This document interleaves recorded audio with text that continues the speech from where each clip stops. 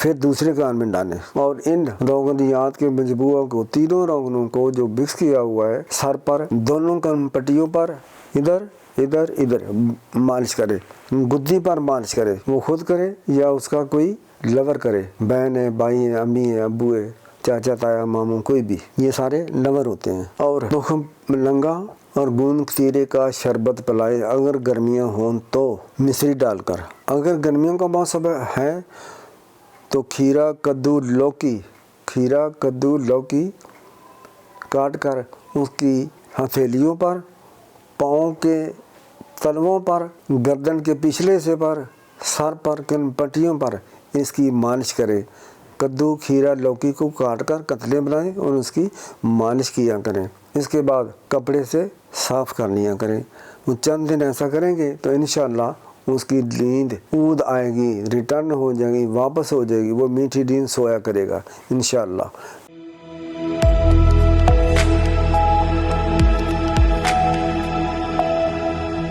अस्सलाम वालेकुम रहमतुल्लाहि व बरकातुहू।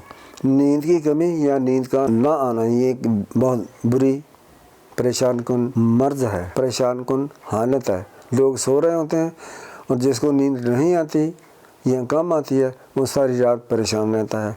कभी कुछ सोचता है, कभी कुछ सोचता है।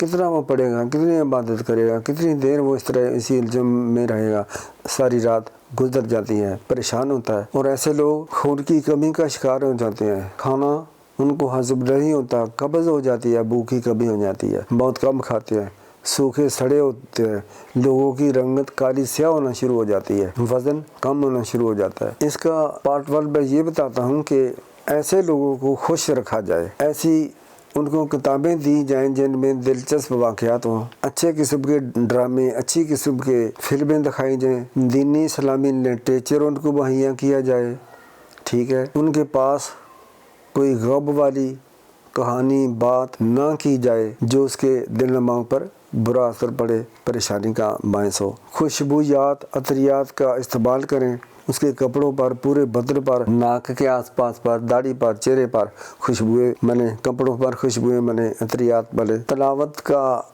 उसको बोले।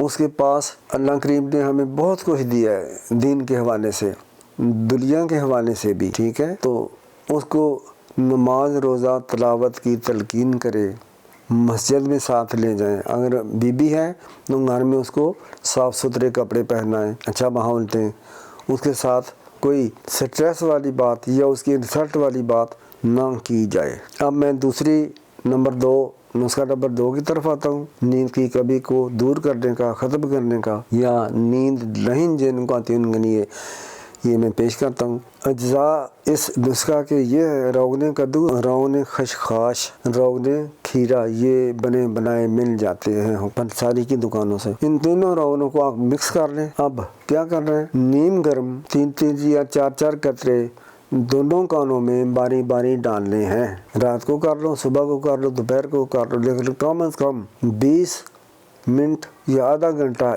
एक कान में दवाई पड़ी रहनी चाहिए। फिर दूसरे कान में डालें और इन रोगनियात के मजबूआ को तीनों रोगनों को जो मिक्स किया हुआ है सर पर, दोनों कान पट्टियों पर, इधर इधर इधर मालिश करे, गुद्दी पर मालिश करे, वो खुद करे या उसका कोई लवर करे, बहन है, भाई है, अम्मी है, अब्बू है, चाचा ताया मामू कोई भी, ये सारे लवर होते हैं। और लंगा और गूंद कतीरे का शरबत पिलाए अगर गर्मियाँ हों तो मिश्री डालकर। अगर गर्मियों का मौसम है तो खीरा कद्दू लौकी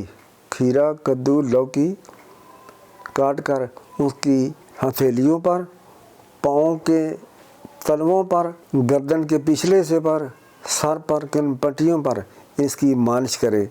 कद्दू खीरा लौकी को काट कर कतले बनाएं और उसकी मालिश किया करें। इसके बाद कपड़े से साफ़ कर लिया करें।